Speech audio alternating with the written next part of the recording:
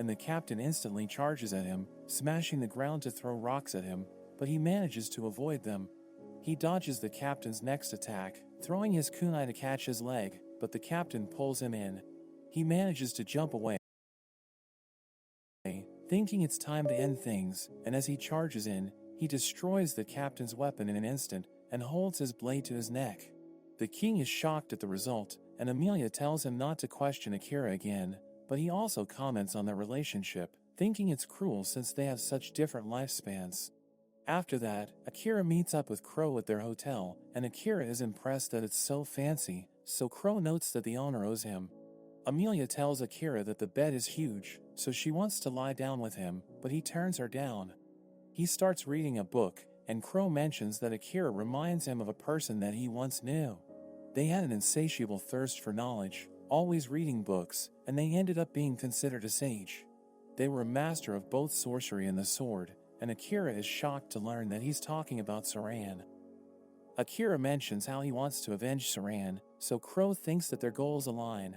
Akira wonders what he means, so Crow reveals that the night ravens that killed Saran were provided to the king by none other than Graham.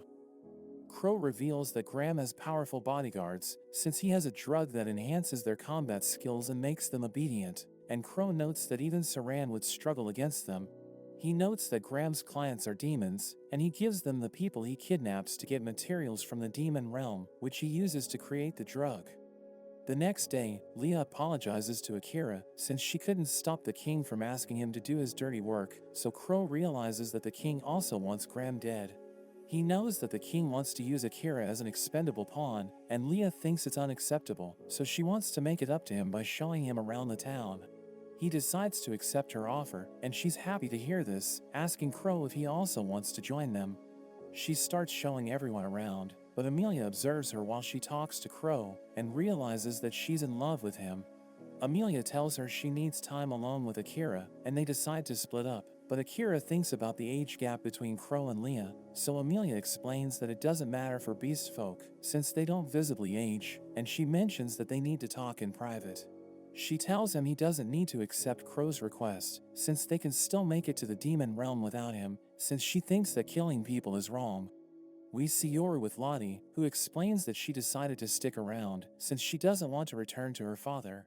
She reveals that they don't get along, since she doesn't agree with his methods, and Yoru asks her what she means, but she doesn't answer his question. They reach a tavern, where Lottie orders bread, and the shopkeeper thinks she's an adventurer. So he tells her to be careful in Urek, since the guild master puts up dangerous jobs, and he notes that there are rumors that demons are involved. He tells her to accept jobs to transport goods to Ratis, because they're a lot easier, and he notes that the guildmaster doesn't hire shipping companies, since he wants to keep things quiet. After that, Yoru is impressed since Lottie was able to gather information about Graham, but he wonders why she left her autograph at the shop, so she explains that it was the most important part. We return to Akira, as he explains that he needs to kill Graham, since he wants to avenge Saran and protect Emilia. She promises to get stronger so that nobody can come after her, but he knows that Crow will die a slow death if he turns him down, since he'll be trapped by his desire for revenge. Meanwhile, Leah wonders where Crow is taking her, so he tells her she'll find out when they get there, but she tells him to stop treating her like a child. She wonders why he isn't teaching her his inversion skill, so he explains that he doesn't want to destroy her mind, and shows her a place full of flowers. He notes that they're from Akira's world, but thinks they were brought there by a hero from generations ago, but he stops her from touching them since they're poisonous, and he notes that he finds them beautiful, since they represent the afterlife. She wonders why he brought her there, so he explains that he just wanted to show it to her, and she tells him it's the perfect place to confess his feelings to the girl he likes. She thinks he needs a partner since he's always alone, but he explains that he has no right to be happy, since he's obsessed with avenging his sister. Sato and his friends take down a bear, and they think it's enough to feed them for several days, so they decide to set up camp. Sato notes that Akira always ignored him when they were in Japan, but Asashi thinks he just didn't register in Akira's head, since he doesn't remember a lot of people. They realize that they're just slightly stronger than the average person, but they know that Akira is different, since his stats are on another level. Akira decides to kill Graham, but he wonders if Emilia will hate him if he does it, so she explains that she won't, but she wants him to love himself. He sees a girl checking out the items in a shop, and her mother tells her they need to go, but she refuses to leave. He recalls his sister who didn't want to leave their house when they were about to move out, so their mother told her they didn't have a choice. We learn that Akira's father disappeared when he went out to get milk, so they could no longer afford their rent, and they were forced to move to a smaller apartment. But Akira couldn't bring himself to hate his father, since he looked after his sick mother for years, and even did his best to raise them while he was working. He tells his sister they need to stick together as a family, since he doesn't want to lose anyone other than their father, and he begs her to go with them. Play War. They move to their new home, where Akira cooks for the family, and they tell him it's delicious. His sister promises to cook the next day, and he's surprised since he thought she didn't like cooking, but she tells him they can take turns. Back in the present, Akira thinks he has no right to return to his family if he becomes a murderer, but we cut to his house, where we see his family watching the news. We learn that the authorities are still searching for the missing students, and nobody knows what happened to them, but his sister believes that he will find a way to get back, since he told her they needed to stick together. Lottie enjoys her time in Urek, but Yora reminds her about their mission, so she explains that she's observing the town while she's sightseeing. She sees an adventurer walking around, and she asks him about the high-paying jobs that the guild is offering, but he tells her not to accept them since they involve criminal activity.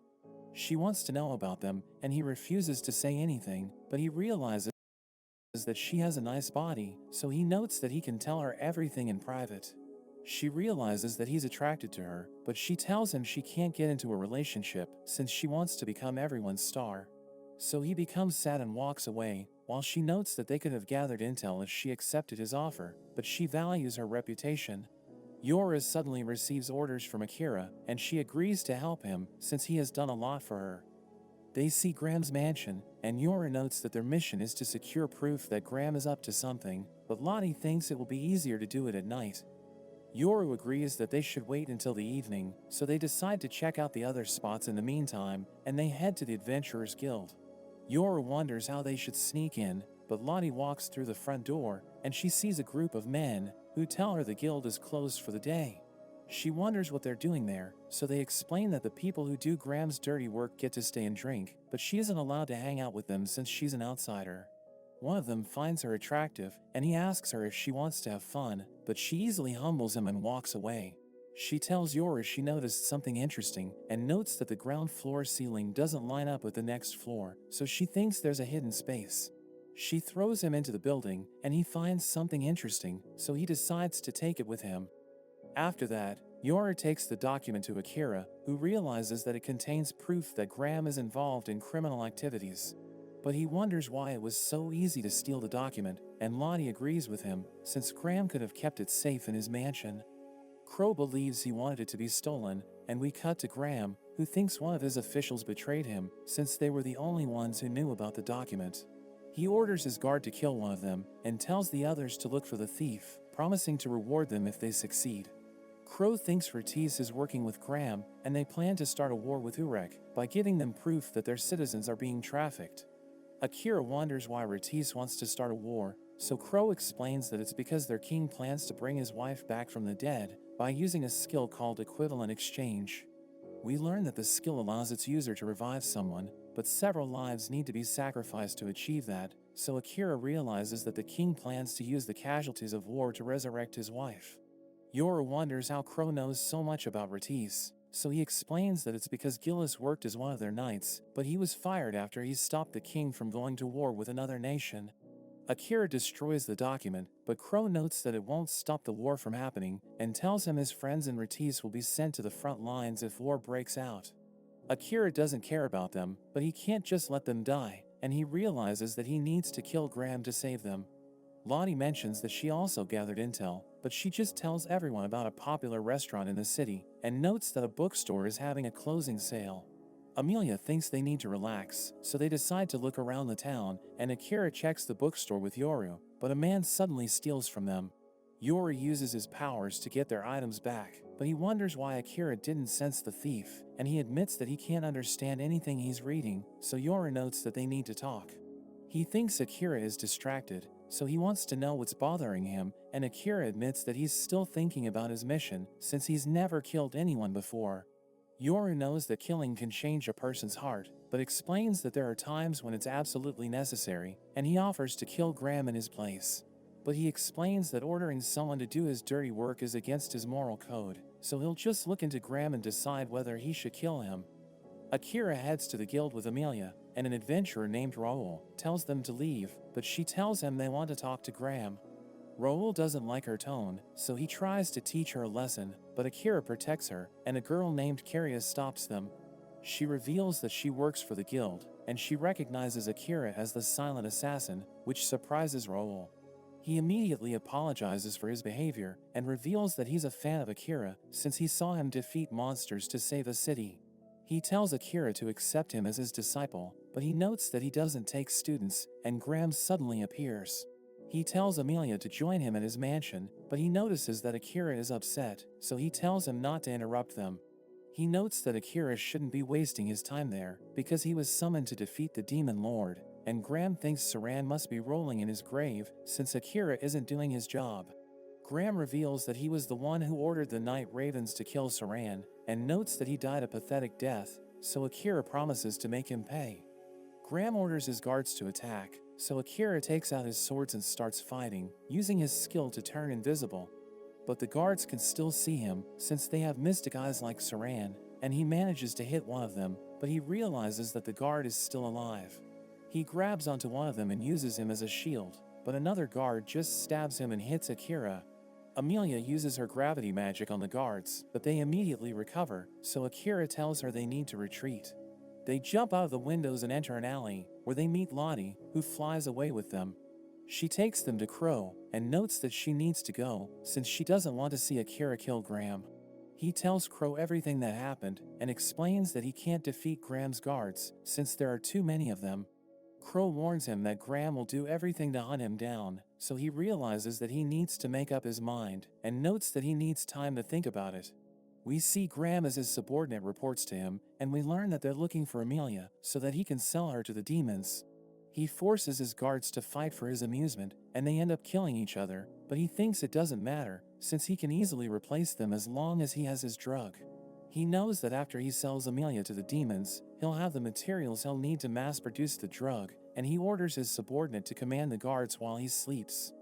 We return to Akira, as he realizes that he really needs to kill Graham, but he suddenly sees an orb, and he recalls that Gillis gave it to him.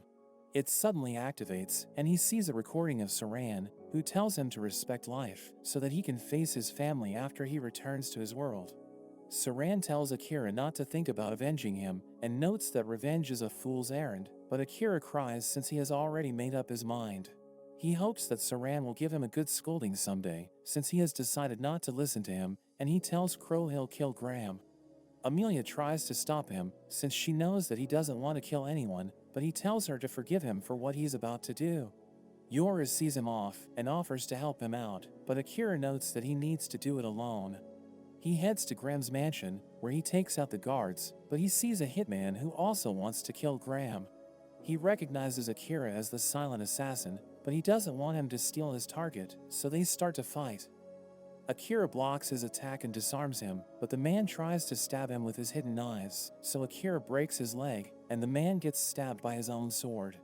Akira finds Graham sleeping, and he still hesitates to kill him, but he takes out his sword and finishes the job.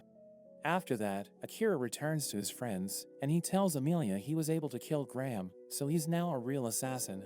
He thinks he's an idiot since he could have killed the king of Ortiz to save Saran, and he notes that he isn't the same person he used to be, but Amelia tells him it's okay. She hugs him and tells him she won't leave him no matter what happens to him, and he notes that he might turn into a monster in the future, but he thinks he'll be able to keep going as long as she's with him. Yoru mentions that he has decided to dedicate his life to Akira, so he'll always stay by his side, and we see Lottie watching them, as she notes that she'll settle things with the Demon Lord eventually. Akira prepares to leave with his friends, and Crow mentions that he'll join them since Akira fulfilled his request, so they prepare to head for the Demon Realm. Akira thinks about how he has no right to return to his world after what he did, but he's willing to kill anyone who gets in his way, so that he and the others can make it back. But that's where this video ends. Remember to like and subscribe to the channel. Thanks for watching, and I'll